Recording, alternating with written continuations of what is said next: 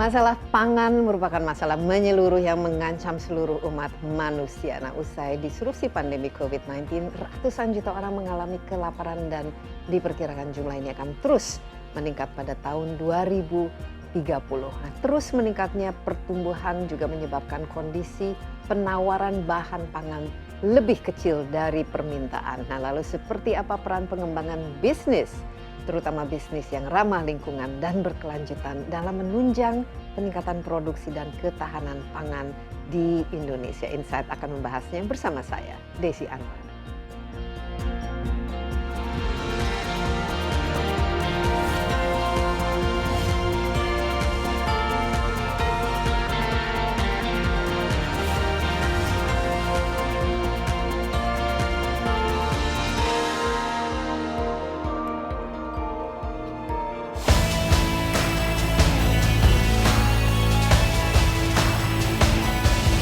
Indonesia merupakan negara kepulauan dengan perairan yang sangat luas. Menurut data Badan Informasi Geospasial, luas perairan Indonesia mencapai 6,4 juta kilometer persegi. Untuk itu, Indonesia harus mampu menjaga pasokan pangan dalam negeri, bahkan bisa melakukan ekspor sejumlah komoditas perikanan. Salah satu sektor yang menyumbang ketahanan pangan di Indonesia adalah sektor aquaculture atau perikanan budidaya. Sebagai sektor komersial di bidang perikanan, aquaculture bisa memberi kontribusi maksimal terhadap ketahanan pangan nasional.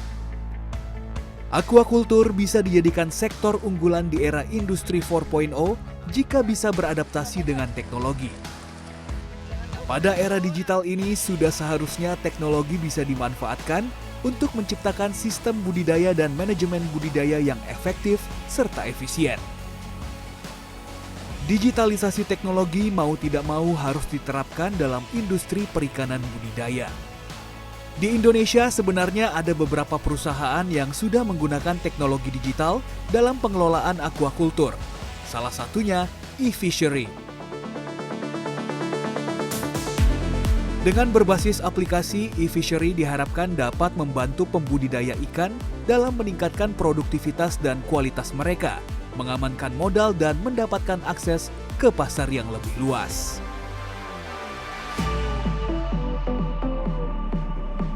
Sebagai negara kepulauan maritim, Indonesia memiliki wilayah perairan yang luas dan juga sumber daya perairan yang besar. Nah, salah satu peluang untuk meningkatkan jumlah produksi pangan adalah melalui budidaya perikanan.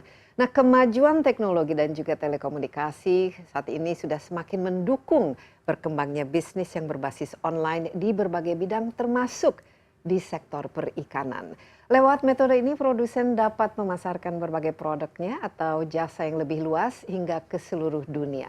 Nah, lalu seperti apa kemajuan teknologi dapat menjadi solusi untuk meningkatkan produksi dan juga menjaga ketahanan pangan di Indonesia? Sudah bergabung di studio bersama saya Krisna Aditya selaku co-founder dan CPO dari eFishery. Krisna, apa kabar? Baik, baik. Iya, senang sekali kita berjumpa dalam program Insight with Desi Anwar. Dan ini biasanya kalau saya berdiskusi dengan anak muda yang berbisnis dan ternyata bisnisnya itu sukses dan sudah saya lihat itu profilnya sudah sering diangkat termasuk di media-media internasional. Tapi yang lebih penting lagi, berbasis teknologi, tapi kali ini yang lebih menarik adalah dengan unsur kerakyatan, ya, yang biasanya selama ini tidak dilirik oleh perusahaan-perusahaan startup yang berbasis teknologi, yaitu perikanan, budidaya perikanan dan udang, ya, di Indonesia khususnya. Nah, eFishery sendiri, Krisna mungkin bisa cerita sedikit asal usul latar belakangnya, dan saya tahu ini kan masih anak-anak muda lulusan ITB kalau tidak salah, bisa cerita sedikit mengenai apa jadi perusahaan ini? Ya, eFishery sendiri kita berdiri tahun 2013 ya, jadi udah 10 tahun ya. Tahun ini dan benar tadi ya, kita emang fokus spesifik bergerak di sektor perikanan. Jadi kita bikin teknologi untuk industri perikanan. Jadi, nah, kenapa teknologi untuk perikanan. perikanan? Nah, biasanya kalau kita perikanan kan ya ada ada airnya, ada kolamnya, ada ininya lah, dan untuk mancingnya. Kalau tapi ini bedanya teknologi. Untuk apa ya? Ya kita percaya bahwa Indonesia ini kan 2/3-nya perairan ya. Kita punya potensi yang sangat besar untuk sektor perikanan. Tapi ya sangat disayangkan nggak banyak teknologi yang mau berperan gitu ya, masuk ke sektor ini. Jadi sangat-sangat tradisional dan permasalahan juga sangat-sangat banyak ya. Dan ya tadi di tahun 2013 kita melihat ya bahwa ini sektor yang sangat potensial untuk mensupport kebutuhan pangan dunia ya di masa depan ya. Jadi dengan adanya teknologi, harapan kita bisa bantu untuk mengakselerate industrinya supaya jauh lebih produktif dan juga lebih profitable buat para pemain-pemain di dalamnya, buat para pembudidaya ikan ataupun udang dan seluruh stakeholder yang ada di dalamnya. Jadi ya itulah peran teknologi gimana kita bisa membantu kebutuhan dan permasalahan. Teman-teman di e-fishery ini ada berapa sekarang kalian total sekarang dan kita ketika awal mulai tahun 2012 itu apa yang bisnis modelnya atau apa produk yang ditawarkan waktu itu dan bagaimana ini berkembang setelah 10 tahun kemudian? Ya, jadi ya awalnya kita start bertiga dulu ya awalnya 2016 dan produk awalnya adalah automatic feeder. Jadi alat untuk memberi makan ikan ataupun udang secara otomatis. Itu automatic feeder. Ya, automatic feeder. Jadi kenapa kita melihat ya automatic feeder ya. Jadi kalau di sektor perikanan itu biaya terbesar itu di pakan. Di hampir 70-80% biaya operasional itu di pakan. Tapi sampai 80% ya? Jadi ibaratnya kalau budidaya ikan itu kita menukar gitu ya, pakan yang kita berikan jadi daging ya. Ada kenapa begitu besar ya hanya untuk pakan? Ya, karena kalau di ikan itu ya tadi ya, ada istilahnya feed conversion ratio. Jadi pakan yang dikonversi menjadi daging. Dan uniknya serta menariknya sektor perikanan, FCR-nya, conversion-nya itu 1 sampai 1,5. Jadi paling efisien dibanding food sektor lainnya, sumber protein hewani lainnya. Jadi dan ya kita believe bahwa ya dengan sumber makan yang paling efisien ini ya perikanan bisa mensupport kebutuhan pangan di masa depan ya. Jadi karena tadi ya konversinya 1:1 ya secara otomatis secara cost ya paling terbesar dari pakan. Tapi karena pemberiannya ini sangat tradisional gitu ya, manual, kadang diawur gitu kan ya, karungnya. Sehingga secara bisnis itu membuat para pembudidaya juga kurang secara profitable-nya. Nah, makanya kita pengen coba solving ya problems yang paling besar di pemberian pakannya dengan ya produk yang kita ciptakan automatic feeder. Oke, juga mungkin bisa cerita sedikit mengenai produknya itu sendiri, bagaimana cara bekerjanya dan apa yang membuatnya berbeda dengan cara-cara manual atau tradisional selama ini dan juga ini di mana ini bisa digunakan? Kalau budidaya kan ada mungkin harus ada airnya, ada kolamnya, atau mungkin di pinggir laut dan lain sebagainya. Khusus mungkin yang pertama ini, produk pertama dan siapa dan kemana pemasarannya waktu itu? Ya, kita base-nya di Bandung ya. Jadi fokus utama tentu di Jawa Barat, di Subang, Cirebon, di Indramayu, Tasik gitu ya, sekitaran Bandung yang kita coba datengin satu-satu petaninya gitu ya, petani nila, petani lele, petani ikan mas gitu kan ya, yang ada di daerah-daerah. Kemudian kita mencoba melihat behavior mereka seperti apa gitu ya, proses pemberian pakannya bagaimana. Sampai akhirnya kita ya terfikirkan untuk membuat ya automatic feedernya tadi sih, gimana para pembudidaya bisa memberikan pakannya lebih efektif sehingga hasil produksinya juga bisa lebih baik, meningkat gitu ya, dan secara cost juga lebih efisien. Ya ujungnya ya gimana kita bisa kasih impact buat para pembudidaya supaya lebih profitable gitu. Dan ini teknologinya inovatif yang dibangun sendiri atau memang sudah ada gitu di dunia yang namanya automatic feeder khusus untuk ikan? Ya. Jadi kalau saya tahu misalnya kalau punya ini hewan peliharaan di rumah kan ada automatic feeder untuk mungkin peliharaan kucing, anjing, jadi tiap jam atau tiap berapa jam dia akan keluar sendiri makanannya dan minumannya. Iya. Ini mungkin seperti itu. Ya. Kepikirannya seperti itu, tapi kan karena sektor perikanan ini sangat tradisional tadi ya, dan spesifik di Indonesia sih waktu itu kita memang belum melihat ada produk sejenis ya, khususnya untuk petani-petani ikan. Jadi ya kita mencoba untuk ya membantu mereka karena memang tidak ada produk sejenis dan secara environment kan juga berbeda antara produk yang di rumah yang relatif lebih small scale. Iya, small scale, kemudian secara cuaca dan sebagainya juga kurang menantang gitu. Ini kan produk ditaruh di pinggir kolam, kena panas, kena hujan dan sebagainya. Jadi emang belum ada produk sejenis pada waktu itu sehingga jadi dirancang sendiri kita desain sendiri produknya. Dan menariknya adalah ya kita ya karena dari awal ya, jadi kita mencoba untuk menggunakan bahan-bahan yang ada di sekitar kita. Jadi waktu itu kita melihat gitu bahwa di kolam-kolam itu ada drum-drum bekas untuk ngisi pakan. Akhirnya kita modifikasi drum-drum air itu, kita potong, kemudian kita kasih corong. Corongnya juga kita bikin dari tukang panci. Kemudian kita combine dengan controllernya, ada motornya, sehingga ya mencoba memanfaatkan bahan-bahan yang ada Jadi sehingga kita bisa dari bikin segi produksi, cost productionnya juga relatif murah. Nah, karena kan aspek teknologinya bagaimana? Karena setahu saya ini kan menggunakan inilah bisa remote juga kan, berbasis Internet of Things. Nah, ini bagaimana, Krishna ini? How does it work? Iya, ya jadi kalau secara sederhana ya petani menaruh alatnya di pinggir kolam, kemudian menaruh pakannya di sana. Kemudian dia bisa setting ada aplikasinya dari jarak jauh, alatnya untuk ya jam berapa dia ngasih makan di HP-nya, berapa banyak. Nah kemudian secara otomatis ya alatnya akan memberi makan ke kolamnya. Jadi misalkan jam 9, jam 12, jam 3, alatnya harus ngasih makan 10 kilo, 20 kilo. Nah nanti akan secara otomatis sesuai jadwal yang udah di setting, feedernya akan memberikan makan sejumlah kebutuhan ikan yang ikan ataupun yang pertama kali itu di kolam apa digunakan? Ikan kalau pertama kali dulu kita di ikan nila ya di ikan daerah nila, Subang ya? yang kita, di daerah Subang ya. Ya.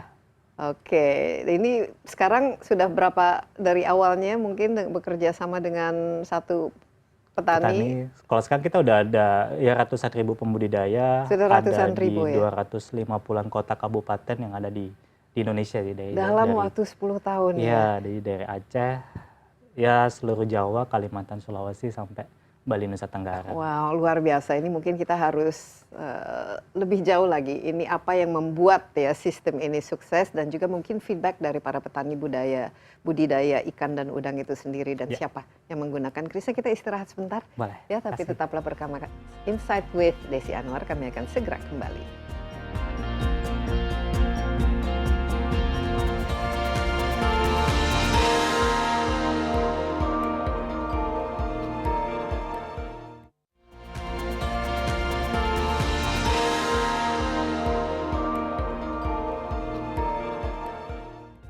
Ya, kembali bersama Insight with Desi Anwar. Saya ditemani Krishna Aditya selaku co-founder dan CPO dari e-Fishery. Kita masih membahas peran ya untuk implementasi teknologi dalam meningkatkan ketahanan pangan di Indonesia, dan kalau kita lihat di sini juga dalam meningkatkan kesejahteraan dan produktivitas dari para petani pembudidaya ikan ya, dan ikan tapi bukan saja ikan ya, ikan dan udang ya. Ini budidaya kan berarti bukan nelayan yang melaut ya, ke laut lepas, tapi konteksnya itu seperti apa? Ekosistemnya seperti apa? Tambak, kolam, atau bagaimana, Krishna? Iya, jadi konsepnya emang dibudidayakan ya, jadi dibesarkan. Mulai dari benih, dikasih makan, terus sampai besar baru dipanen. Jadi ya kita ya percaya bahwa ya sebenarnya Indonesia punya kekayaan alam yang melimpah ya kalau kita melihat keanekaragaman laut yang kita punya gitu ya. Tapi dengan kebutuhan jumlah populasi manusia yang bertambah, dan otomatis kebutuhan pangan juga meningkat gitu ya. Kita tidak bisa terus-terusan ya berburu ikan ya, mau nggak mau harus dibesarkan, dibudidayakan. Ya, apalagi kalau misalnya ya stok ikan di laut kan juga semakin lama semakin berkurang, mau tidak mau ini kan harusnya bisa menjadi salah satu industri unggulan pangan ya Indonesia. Kita melihat mungkin lebih luas lagi. Ada berapa kita bicara mengenai ya petani pembudidaya ikan dan udang di Indonesia, jumlahnya berapa, dan selama ini bagaimana, apa yang menjadi tadi disebut salah satu tantangan terbesar adalah biaya dari pangan ya. Tapi dalam melakukan pembudidayaan ini apa yang Krishna lihat ya secara global? Iya. Ya kalau ngelihat berdasarkan data dari Kementerian Perikanan KKP bahwa terdapat 3 juta pembudidaya ikan atau udang yang ada di Indonesia, jadi yang tersebar di seluruh Indonesia. Karena tadi dengan keanekaragaman dan potensi yang kita miliki, ya kita berpotensi menjadi sumber produsen ikan terbesar dunia sebenarnya. Karena ya garis pantai kita terpanjang di dunia, air kita melimpah sepanjang tahun. Dengan yang mengoptimalkan ya kita bisa menjadi tadi sih penopang kebutuhan ya ikan dunia. Nah cuman ya tantangannya ya tadi banyak traditional proses budidayanya, di mana kita kurang mencoba untuk sustainability. Jadi terlalu banyak mengeksploitasi alam yang ada gitu ya. Sehingga ya harapannya Jadi dengan tidak sustainable ya. dari segi proses budidayanya. Kemudian juga dari sisi value chain ya, supply chain ya, yaitu juga banyak sektor yang membuat itu ya kurang efisien. Ya, jadi harapannya dengan teknologi ya kita bisa membantu untuk meningkatkan productivity dari budidayanya itu sendiri dengan cara yang jauh lebih sustainable. Kemudian dari sisi supply chain-nya juga kita bisa lebih mengoptimalkan sehingga ya keseluruhan rantai pasoknya itu bisa lebih optimal. Iya, dan juga mungkin lebih produktif dan kualitas dari produknya juga lebih baik ya. Ya. Apalagi ini tadi saya hampir 80% ternyata dari biaya untuk membudidaya ikan dan udang itu adalah pangan itu. Itu kenapa pakannya itu? Kenapa? Apakah karena isi atau ingredients dari pakannya itu harus diimpor atau bagaimana? Apa yang membuat pakan ikan itu sangat mahal? Iya, ya karena ya tadi ya ingredientnya pasti majority juga banyak yang diimpor dari luar ya, fish mealnya, kedelai dan lain sebagainya yang diproduksi oleh pabrikan-pabrikan juga beberapa juga mengimpor bahannya dari luar. Kemudian sehingga sangat tergantung fluktuasi kondisi global gitu ya di sana.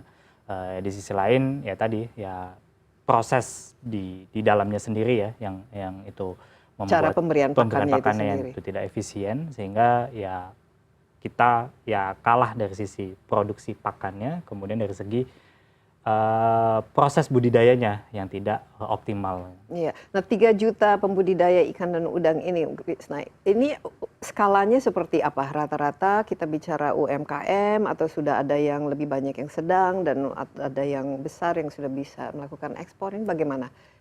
Iya, ya kalau dari 3 juta majority masih small medium farmers ya. Jadi emang banyak yang beberapa juga prosesnya individual, khususnya di ikan. Jadi kalau di ikan itu sangat tersebar merata dan sangat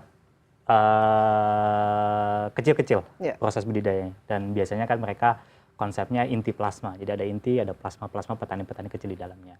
Nah, kalau sedangkan udang ya majority mungkin udah para petani besar ya, apalagi kalau sudah proses budidayanya juga membutuhkan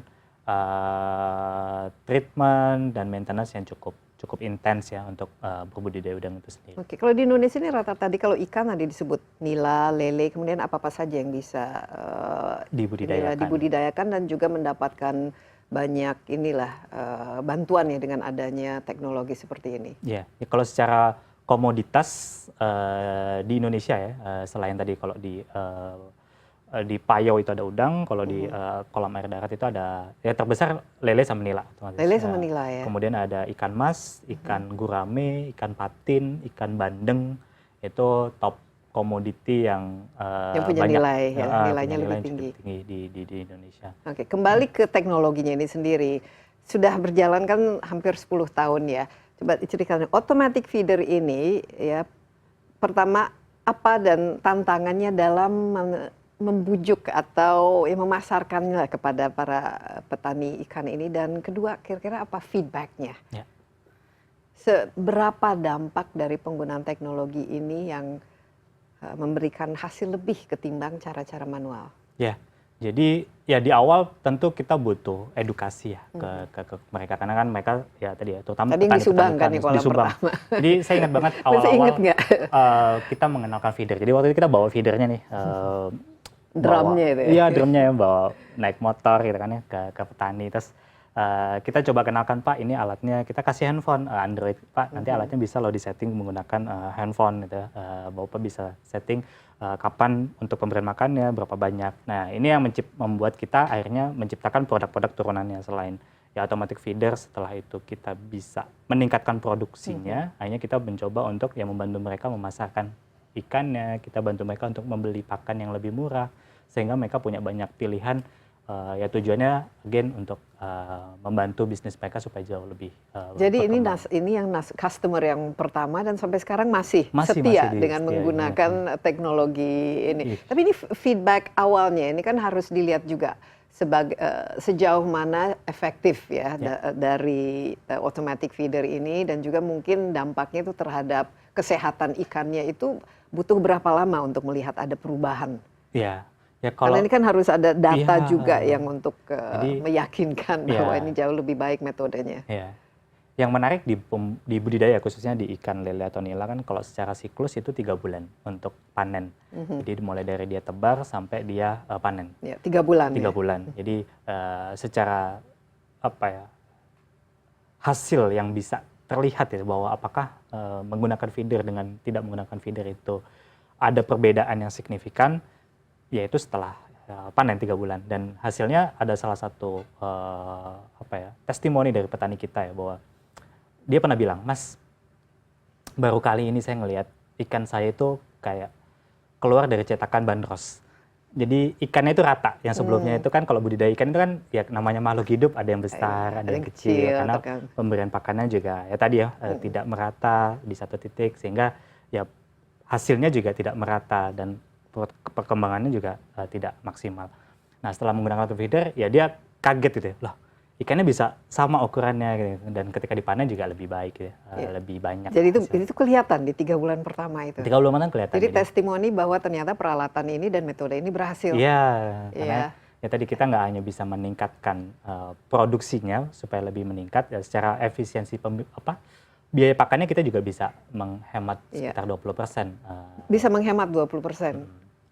Wow, that's lumayan ya, cukup besar ya penghematan. Kita istirahat sebentar. Bung Krisna, tapi kita lanjutkan Insight with Desi Anwar. Jangan kemana-mana dulu, kami akan segera kembali.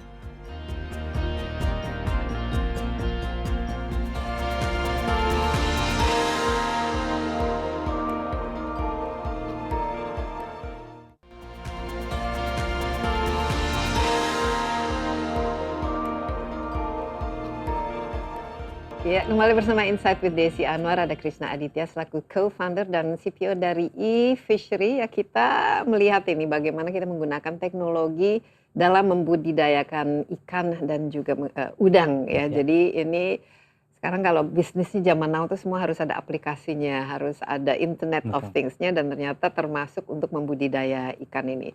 Jadi produk pertamanya adalah automatic feeder ya. Ini untuk memberi makan ikan yang ada di kolam itu secara otomatis. Saya tertarik ya, customer yang pertama yang di Subang itu dengan berapa kolam waktu itu? Itu ada sekitar 8 ada 8 kolam, dan setelah menggunakannya ternyata ada hasilnya. Dan sampai sekarang masih jadi customer setia. Jadi masih setia, dan ya kolamnya bertambah ya. Ada perubahan nasib. Ada perubahan ya. Jadi ya sesuai dengan spirit kita juga tumbuh bersama ya. Jadi harapannya ya kita pengen bareng-bareng nih, nggak hanya ya perusahaan yang besar, tapi kita juga pengen membantu para petani-petani juga tumbuh besar. Yang tadinya tadi 8 kolam, sekarang udah ada 20-an kolam. Jadi ada 20 ke dalam, lumayan ya. Jadi ini sangat terasa dampaknya, terutama terhadap kesejahteraan dari petani ikannya itu sendiri. Nah, Krisna, dalam 10 tahun ini dari 1 orang customer sekarang berapa? Lebih dari 200.000. Iya, 200.000. Ini bagaimana proses? Saya lihat itu ada elemen edukasinya untuk meyakinkan juga kepada calon penggunanya, tapi juga yang lebih penting lagi itu bentuk kerjasama serta bisnis model.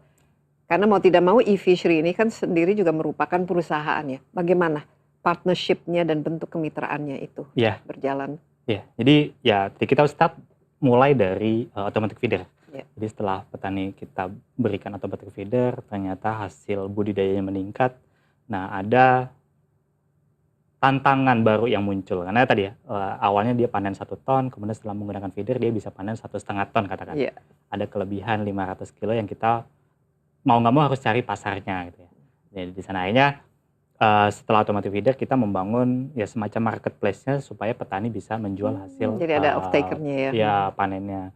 Nah, setelah mereka udah menemukan marketnya, muncul masalah baru. Karena mereka tadinya punya 8 kolam. Bukan masalah sih sebenarnya, ini tantangan masalah, dan juga peluang baru. Iya, kalau startup kan kita perlu mencoba untuk terus berinovasi menyelesaikan masalah-masalah yang ada. Jadi tadinya dia punya 8 kolam, sekarang dia mau expand jadi 10, jadi 20 kolam. Sehingga membutuhkan modal juga kan, akses terhadap modal, akses terhadap pasar. Jadi setelah tadi kita bantu untuk marketnya, untuk dihubungkan dengan petaninya, kemudian ketika petaninya mau berkembang lagi, menambah kolamnya, dia butuh modal untuk membeli pakannya, membeli benih dan sebagainya. Hanya ya Iya. kita Nah, biasanya kalau bangun. benih ini atau pakan mereka belinya di mana para petani Kalau ini? sebelumnya itu ke agen-agen terdekat. Jadi emang Jadi retail gitu. retail gitu ya, retail dan sangat sangat segmented karena mereka tidak tahu akses informasi, jadi dia hanya tahu pakan di daerah mereka saja Ya, dan atau mungkin harganya juga tidak lebih tinggi. lebih tinggi ya. Jadi dengan adanya ya teknologi ya kita bisa buka sehingga mereka punya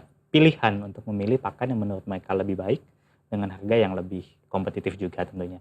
Dan tadi ya kita bantu untuk marketplace inputnya, kemudian kita juga bantu mereka untuk menghubungkan dengan finansial institusi yang ada. Jadi kita membuat produk namanya Kabayan.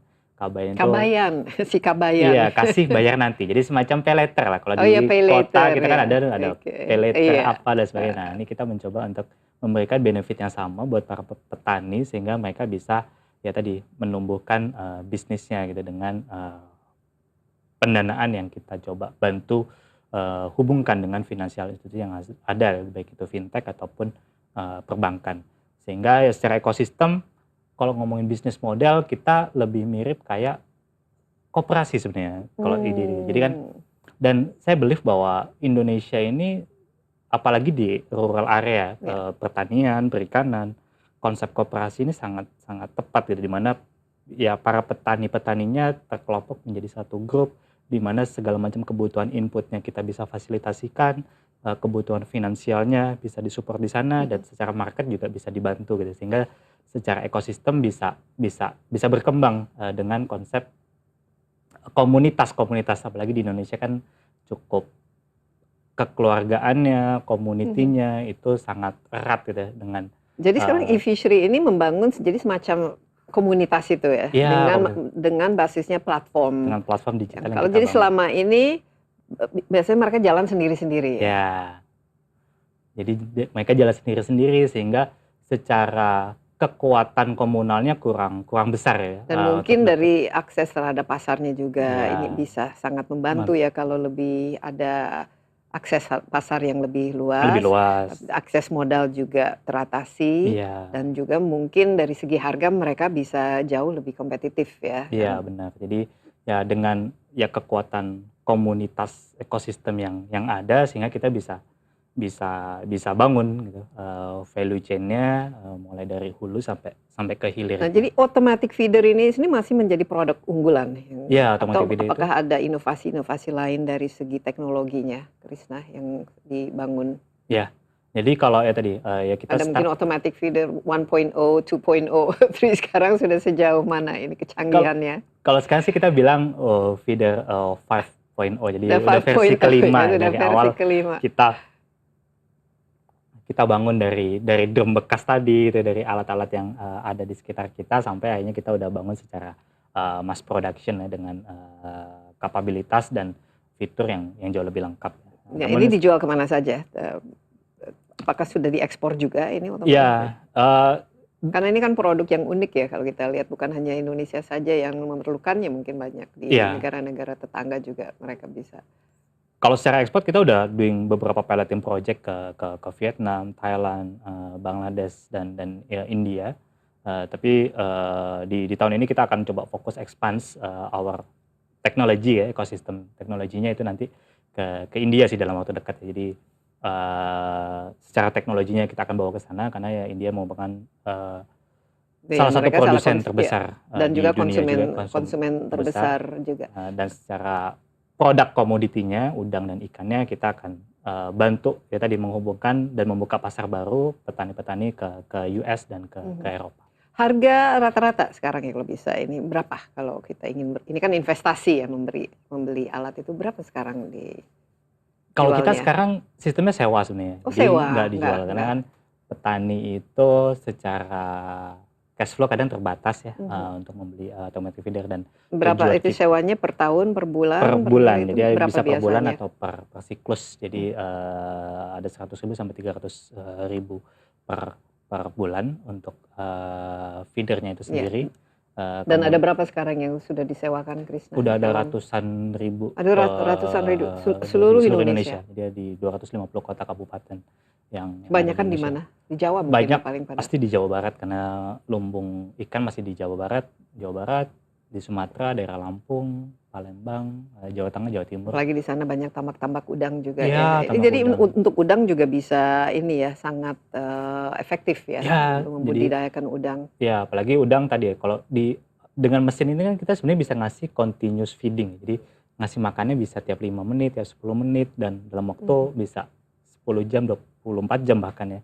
Dibandingkan dengan orang yang keterbatasannya. Jadi apalagi dengan udang yang konsep makannya itu sedikit-sedikit kecil ya. Jadi dengan adanya mesin ini sangat dibantu ya tadi sih untuk mengoptimalkan proses pertumbuhan udang itu sendiri. Iya, baik. Kita istirahat lagi, Siap. masih ada 2 segmen di hadapan kita. Tetaplah bersama Insight with Desi Anwar. Kami akan segera kembali.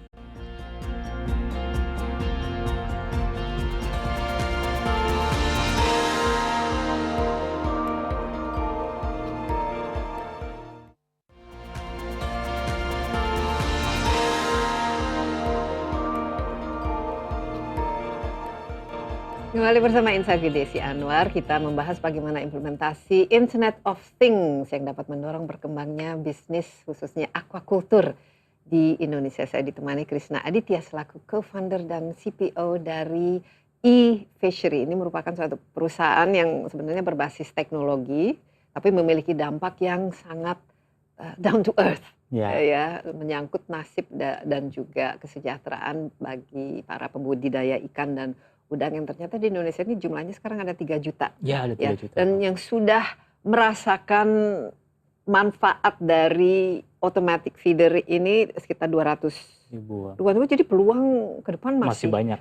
Masih banyak, dan eFishery sendiri baru usianya kurang dari 10 tahun ya. Tahun depan sudah mulai 10 tahun, tapi sekarang saya mau fokus lebih banyak lagi ke bisnis model, tapi pertama dari sisi konsumennya. Dari sisi petaninya. Ini kan pasti ada proses edukasi sampai mereka merasa yakin kalau saya menggunakan ini bisa mendapatkan benefit A, B, C, D, dan kalau saya bergabung bersama Fishery mendapatkan benefit yang memberikan keunggulan lah bagi bisnis. Ini bagaimana tantangan dan juga bisnis model yang ditawarkan sehingga mereka semangat untuk bergabung, karena apalagi kan biasanya petani ya, saya selama ini begini-begini saja kok sejak nenek moyang memberi makan ikan terus begini, jadi mereka sudah ahli lah dalam bidangnya. Tiba-tiba ada anak muda yang sok tahu mungkin dengan gadgetnya dan teknologinya.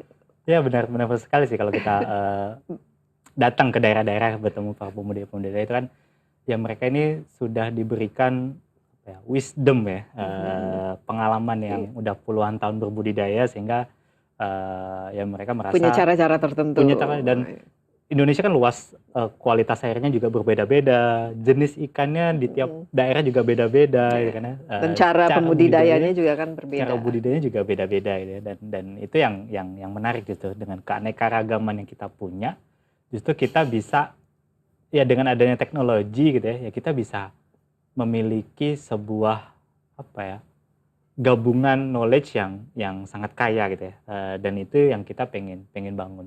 Dan tujuannya juga kan kalau pembudidaya ya walaupun sekarang majority emang usianya bisa 40 tahun ke atas, tapi kan kebutuhan pangan kan juga semakin ke depan semakin meningkat. Apalagi jumlah populasi kita juga semakin lama semakin dan sayangnya besar. Kan anak-anak pembudidaya kalau kita nggak mau, mereka nggak mau karena mereka merasa wah panas di kolam, kotor dan lain sebagainya. Dan untuk hasil yang mungkin pas-pasan. Iya, betul sekali. Nah, makanya dengan adanya teknologi ya kita mencoba untuk nggak hanya mengedukasi para pembudidaya yang ada saat ini, tapi juga untuk mengajarkan ke anak-anaknya, ke pemuda-pemudanya supaya tertarik untuk masuk ke sektor ini. Oh, ada sekarang program-program untuk latihan dan juga penyuluhan.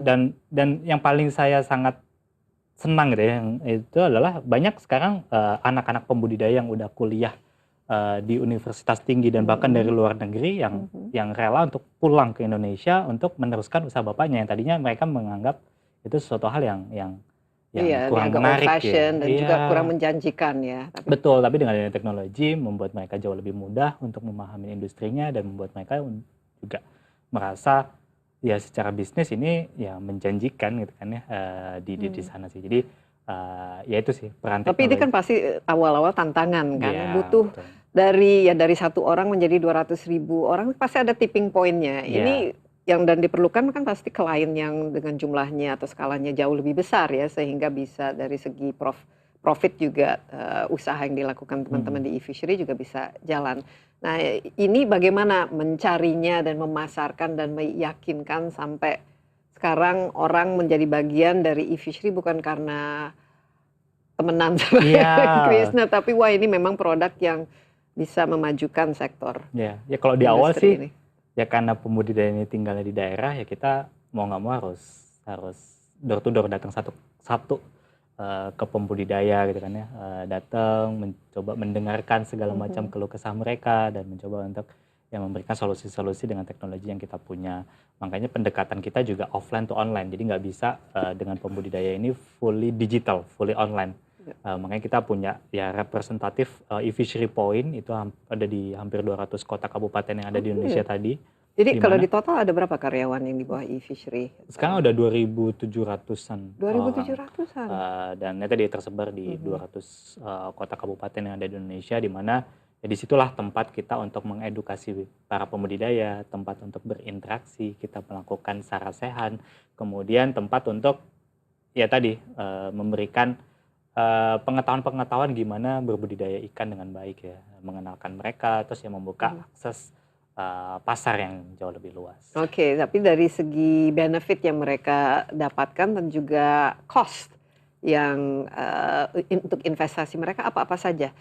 Apakah karena ada biaya misalnya mendapatkan persentase dari penggunaan platform itu, atau bagaimana ini bisnis model untuk revenue generating dari perusahaan e-fishery sendiri? Iya.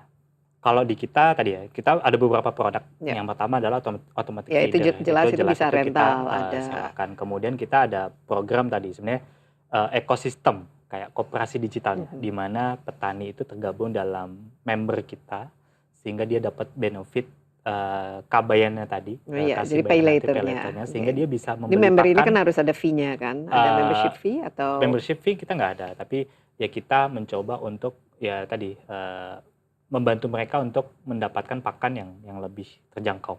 Jadi ya kita membantu mengagregasi kebutuhan mereka sehingga kita bisa dapat supply pakan yang lebih baik dengan harga yang lebih kompetitif.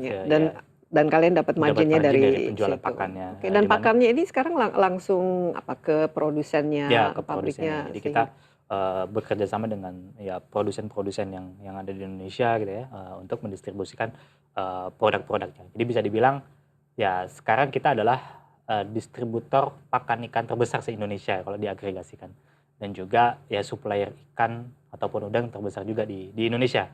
Jadi selain automatic fish feeder ini, sekarang distributor pakan terbesar yang merupakan bisnis model sendiri tentu saja, dan juga distributor dari ikan dan udang. Ikannya dan udang ada berapa kalau dilihat dari segi tonnage ya, yang ikan dan udang yang menjadi? Kita kalau tonasenya itu udah ribuan, puluhan ribu ton sih. Dari yang 200 ribuan petani ini. Jadi udah lumayan jauh lebih besar ya, dan ya tadi mengcover seluruh wilayah yang ada di Indonesia. Oke, tapi ini masih 3 juta, ini masih ada potensi. Potensinya masih sangat besar. Sekarang hanya baru berapa persen ya yang pasar yang e-fishery kuasai ya? Ya, jadi ya mimpi kita kan sebenarnya tadi ya, kita pengen menjadikan aquaculture itu sumber protein hewani terbesar dunia. Karena kita believe bahwa aquaculture ini adalah sektor yang bisa menghasilkan bahan makan yang paling efisien dibanding sektor lainnya.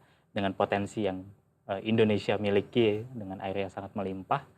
Ya harapannya tadi ya, kita nggak hanya bisa memenuhi kebutuhan pangan lokal yang ada di Indonesia domestik, tapi juga memenuhi kebutuhan pangan global. Jadi dengan bekerja sama dengan seluruh pembudidaya yang ada di Indonesia, harapannya kita benar-benar bisa membantu tidak hanya swasembada pangan internally, tapi juga bisa menjadi produsen terbesar. Iya, dan juga mengembangkan sektor budidaya ikan ini sendiri. Kalau dilihat dari dampak terhadap peningkatan pendapatan yang diperoleh oleh para petani atau budidaya ini dalam 10 tahun ini, kira-kira berapa persen peningkatan, khususnya dari yang kecil, yang menengah atau yang besar? Ini kan berarti ada produktivitas yang meningkat, berarti penghasilan juga meningkat, berarti dari segi profit secara keseluruhan itu berapa? Ada Iya. datanya nggak, Krisna? Iya ada. Jadi kalau dari segi tadi ya, efisiensi cost-nya aja gitu ya, itu kita bisa bantu mereka untuk saving sekitar 20%, Iya, itu saving ya, untuk apalagi saving-nya, sehingga dia bisa dapat margin lebih lebih tinggi. tinggi. Nah, kemudian dari segi ekspansinya, ya tadi ya, kalau in average, ada banyak petani kita itu yang bisa tumbuh dari 8 bisa sampai bahkan 10 kali lipat, 80, ada yang ya 2 kali Jadi lipat sampai kolamnya 10. bisa Kolamnya bertambah. Jadi bertambah. ya Ya, on otomatis average ya. bisa doubling scale bisnisnya mereka, manage yang mereka kelola yang dari 10 kolam bisa sampai 20 kolam. Iya, jadi kelihatan ya, jelas ya, dan kelihatannya Anda sendiri jadi ini pakar perikanan. Padahal ini lulusan ITB bagian ini ya, engineering ya, Iya, saya insinyur. teknik elektro gitu. Teknik elektro, Teknik jadi elektro yang nyemplung ke benar-benar nyemplung ke kolam ke ikan. kolam ikan. Dan untuk memahami segala kebutuhan ikan ini, jadi menarik sendiri. Jadi semacam edukasi juga buat anak-anak muda, dan di situ menarik ya, bisa mencari dan mendapatkan solusi untuk masalah yang selama ini sebenarnya sudah cukup lama, cukup tradisional, tapi itu saja ternyata dengan inovasi, dengan kreativitas, dengan adanya startup dan mentalitas entrepreneurship ini bisa memberikan solusi yang luar biasa. Kita masih ada satu segmen lagi, Krisna, jadi jangan kemana-mana dulu. Insight with Desi Anwar akan segera kembali.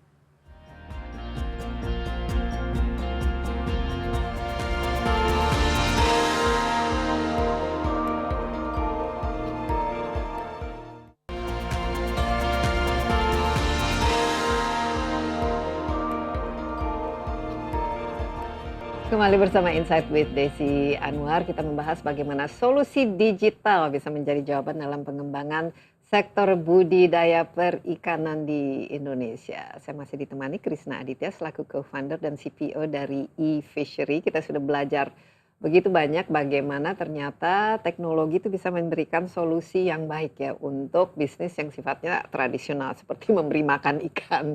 Dan ternyata merupakan kuncinya untuk membuat suatu usaha itu betul-betul sukses. Jadi kunci perikanan itu budidaya ternyata kualitas, jumlah, dan kapan memberi makan. Iya, betul sekali. Itu pakannya jadi itu ya kunci utama lah. Kunci utama dan juga paling besar dari segi cost. Nah, Cost-nya. kalau ternyata ada intervensi teknologi bisa menghemat sebesar 20% dan juga tentu saja meningkatkan dari segi produktivitasnya dan jumlahnya.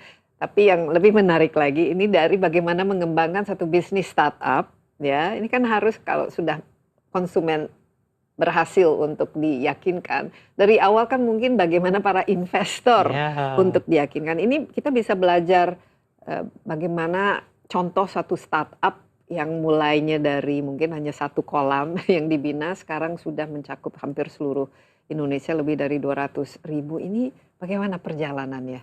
Iya, jadi ini pasti menarik sendiri ini untuk meyakinkan investor untuk masuk ke ruang ini. Ya, jadi kalau diingat flashback di tahun 2013 gitu ya, bahwa saat itu kan masih sangat booming e-commerce, sangat booming OTA terkait travel dan lain sebagainya gitu ya. Pokoknya sebuah berbasis aplikasi dan seperti kita berani-beraninya gitu ya membuat IoT hardware gitu ya, itu sangat tidak scalable di sektor industri perikanan, yang dimana investor juga nggak tahu apa itu petani ikan budidaya, karena mereka mengira bahwa ikan itu semuanya ditangkap ya. Dan ya udah puluhan mungkin bahkan ratusan investor yang menolak kita di awal ya, karena ya mereka sangat tidak paham industrinya, mereka nggak ngerti, dan mereka tidak percaya bahwa ini bisa menjadi sesuatu yang IoT scalable itu ya. Bisa dan bagaimana peran teknologinya dan peran teknologi di sana dan tapi alhamdulillah kita bertemu salah satu venture capital investor awal kita itu yang emang spesifik di sektor aquaculture. Jadi dari Belanda waktu itu, waktu kita ada event di sana, terus ya kita sempat ketemu dan discuss, dan mereka believe bahwa ya aquaculture ini adalah salah satu sektor yang sustainable untuk kebutuhan pangan masa depan dunia gitu, dan itu perlu ya didorong. Nah, ya tadi setelah puluhan bahkan mungkin ratusan investor yang menolak kita karena akhirnya ya, ada yang jodoh ya dan ya sama-sama belief gitu, percaya bahwa sektor ini adalah sesuatu sektor yang penting, Iya. nggak hanya Tapi untuk awal dari fundingnya ini masih bentuk venture capital ya waktu itu. Berapa yang ini diberikan pada saat itu dan digunakan untuk apa saja? Iya, jadi ya waktu di awal kan kita ya sempat bootstrap ya untuk di awal-awal. Ya karena kita juga apa ya, memiliki background yang terbatas, jadi ya itu emang personal. Jadi kalau saya sama Gibran emang dari awal emang punya harus jiwa punya passion entrepreneur, ya. punya passion, jadi ya modal sendiri untuk mencoba membuat inovasi produknya. Dan ya di awal ya first round kita itu sekitar $500,000 waktu itu. Oh, oke, lumayan. Untuk scale ya production ya. Once kita udah bisa proven, kita udah bisa bikin produknya, kemudian secara market fit juga udah mulai masuk, petaninya happy dan emang bisa memberikan impact buat para pembudidayanya. Nah, akhirnya kita mulai ya dari situ kita bisa scale untuk bikin produksinya jauh lebih banyak. Iya, jadi produksi pertama itu berapa unit feeder dan dari segi cost apakah sekarang jauh lebih murah, jauh lebih efisien gitu. Ada perubahan dalam ininya. Jadi kalau bikin hardware itu kan itu dia nggak scalable. Jadi bikin 1 bisa, bikin 10 bisa, bikin 100 belum tentu bisa ya. Karena kadang komponennya nggak ada, apalagi di Indonesia yang sangat terbatas. Jadi waktu di awal itu ya kita bikin puluhan unit feeder, tapi setelah dapat fundraising yang pertama, kita bisa bikin ratusan unit karena kita udah bisa bikin setup line produksinya dengan ya biaya cost yang jauh lebih. Dan waktu untuk lakunya itu berapa lama yang dari produksi pertama ini?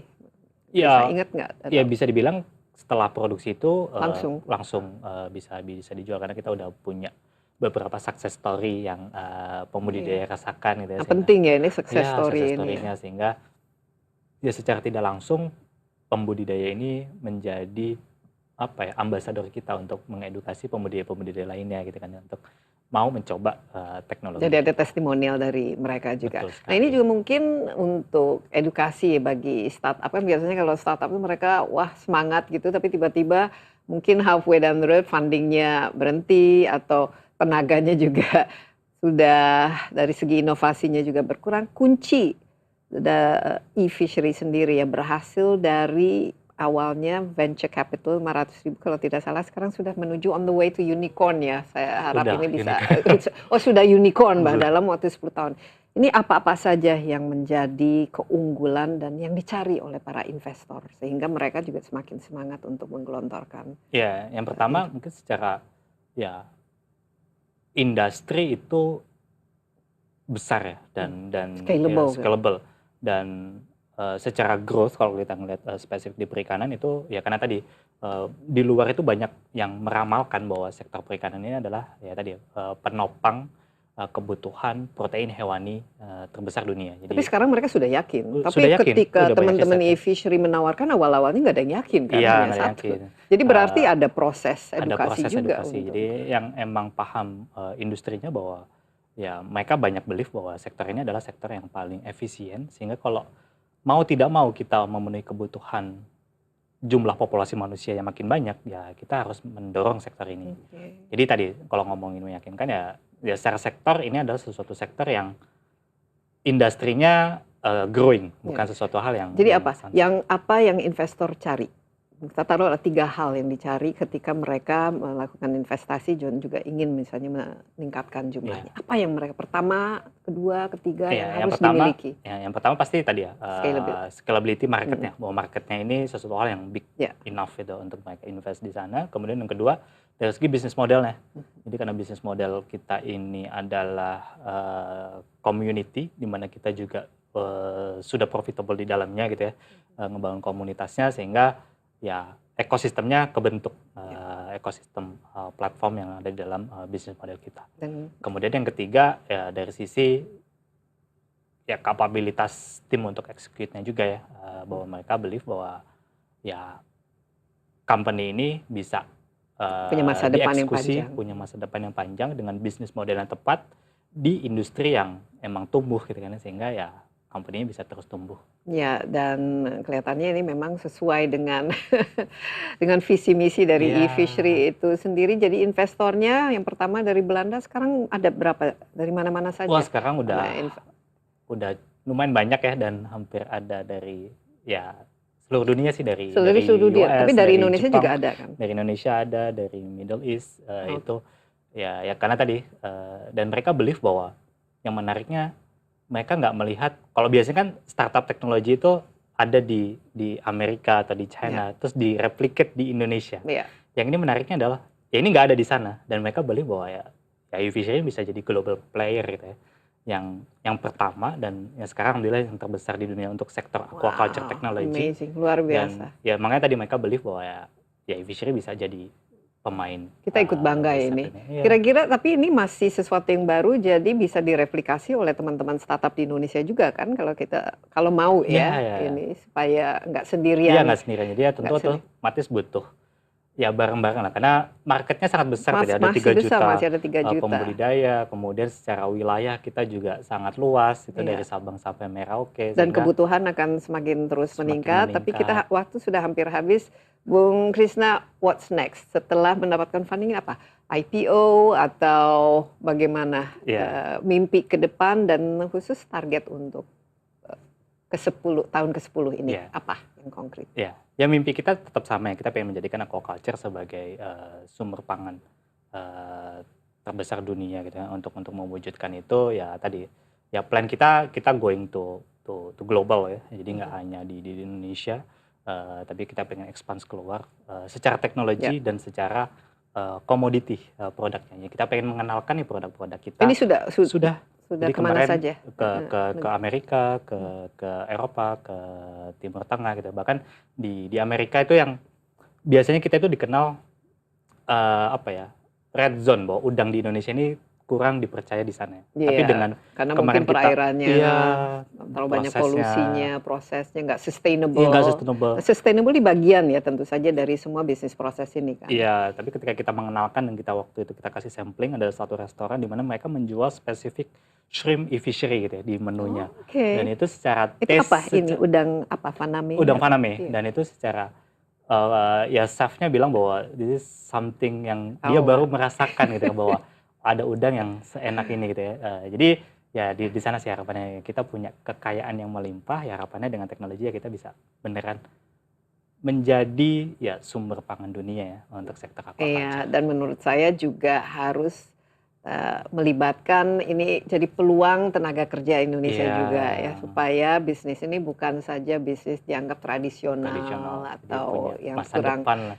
Anak-anak muda juga tertarik untuk masuk di dalamnya. Sudah mulai tertarik banyak tadi, ada banyak sekali anak-anak muda yang lulusan luar negeri, bahkan mereka ya pulang ke Indonesia gitu kan, dan tertarik untuk masuk sektor ini, untuk sama-sama yuk kita bareng-bareng untuk menumbuhkan ya kekayaan negara kita gitu ya, supaya bisa dioptimalkan. Luar biasa, saya salut ya Krisna dan juga teman-teman, dan saya harapkan bisa mencetak ya e-fishery lainnya, karena memang kebutuhannya ada di situ, dan juga lebih penting lagi membantu untuk meningkatkan kesejahteraan masyarakat Indonesia, perekonomian Indonesia. Apalagi kita memang sumber daya alam yang kita miliki kan luas, melimpah dan begitu banyak, dan kalau kita juga bisa menjadi sumber untuk memberi makan kepada seluruh dunia, itu pasarnya bukan saja di Indonesia.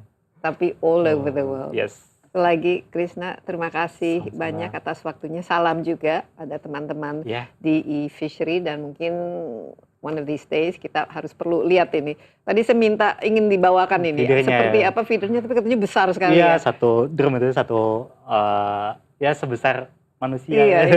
Karena kapasitasnya bisa 100 kg untuk pembudidaya yang memberikan makan. Baik, sekali lagi Krisna Aditya, terima kasih banyak. Demikian Insight with Desi Anwar kali ini. Jangan lupa Anda juga dapat menyaksikan tayangan ini di cnnindonesia.com dan di YouTube CNN Indonesia Insight with Desi Anwar. Sampai jumpa, stay safe. Bye-bye.